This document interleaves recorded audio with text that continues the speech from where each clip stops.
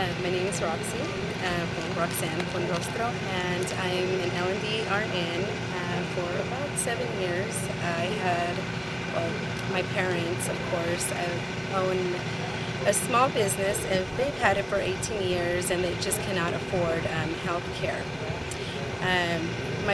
They've had underlying complications, but my mother last night or yesterday afternoon had an episode of chest pains and shortness of breath, and her employees were really concerned, and they called the ambulance.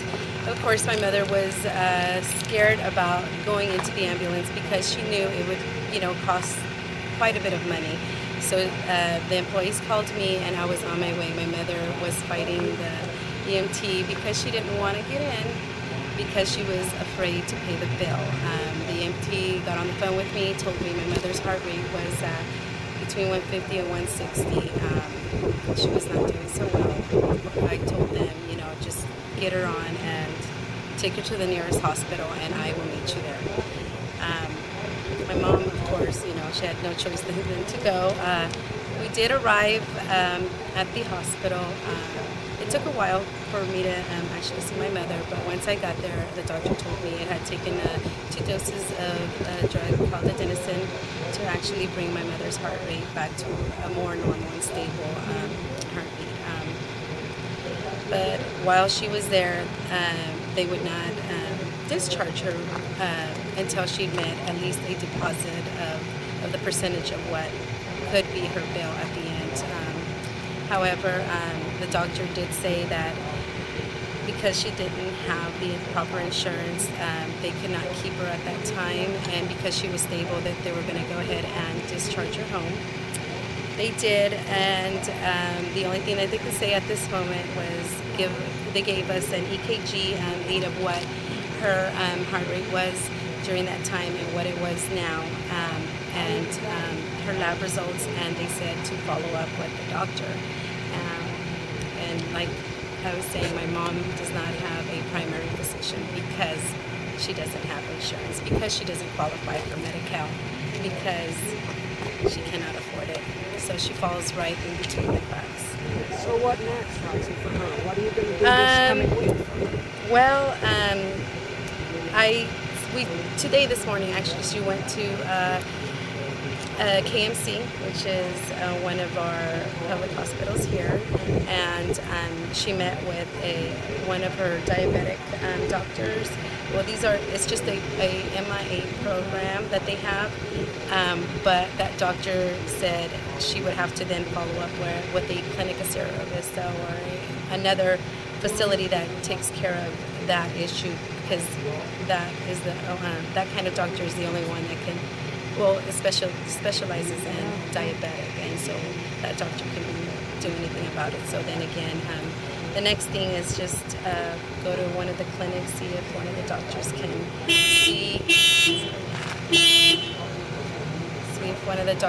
can look at her EKG lead and see if maybe they can follow up with her.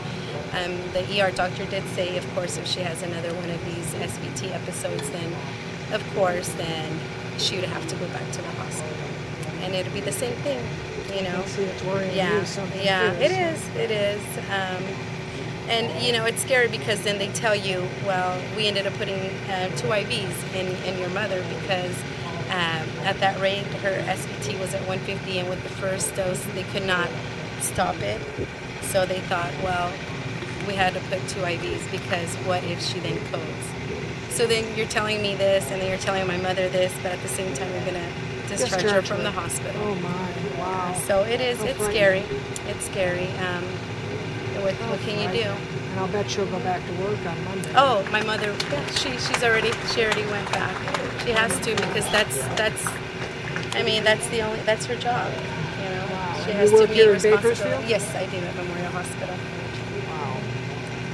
Wow. And So then it is I'll scary. bet you see that happening. Oh, I but see you don't that. expect it to happen in your own family, right? Yeah, and I mean, I have other family members that also have to go through the same thing. I was talking about how my father-in-law, he's 87 years old, and he worked for a company since he was 18 years old here in, Paramount Farms.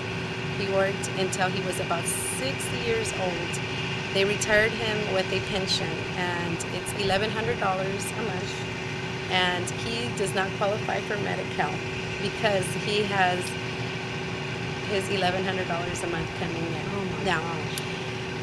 he will not go see the dentist because he doesn't qualify for anything. The only thing he qualifies is for a senior citizen discount, which is about 20% of whatever it is. So he hadn't told us that he had issues with his teeth. He's 87 years old. I mean, he's one of those guys that doesn't want to go see the doctor because they're not going to do nothing. So he started extracting his own teeth without telling us. No.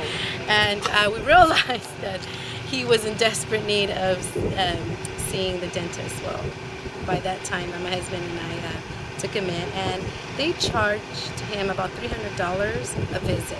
They had to see him in the following month about three or four times. So every time we'd go in for the cleaning, the extraction, for the antibiotics, because he had gingivitis.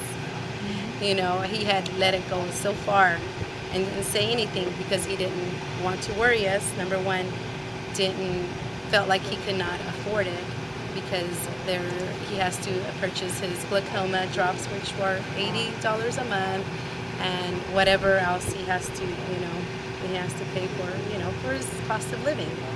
So some people do really, they just stay quiet and don't say anything because they're afraid of the cost, because they can't afford it, because they fall in the cracks, because they cannot. They cannot afford insurance, and they just do not qualify for Medicare. Would you like to see there be Medicare? Of course, for everybody. It's the only right thing to do. And it's sad because these are the people that have worked, that do follow the rules, that are out there and working hard, and for us, what if I can't afford? What if something happens to me tomorrow and I can't go to work? Then what's going to happen to my family? How are they going to qualify? Exactly. How are we going to qualify? So I can see what, and it's scary to see what is the future for us. Thank you, Roxy, for sharing your story. It really does help. Thank you so much.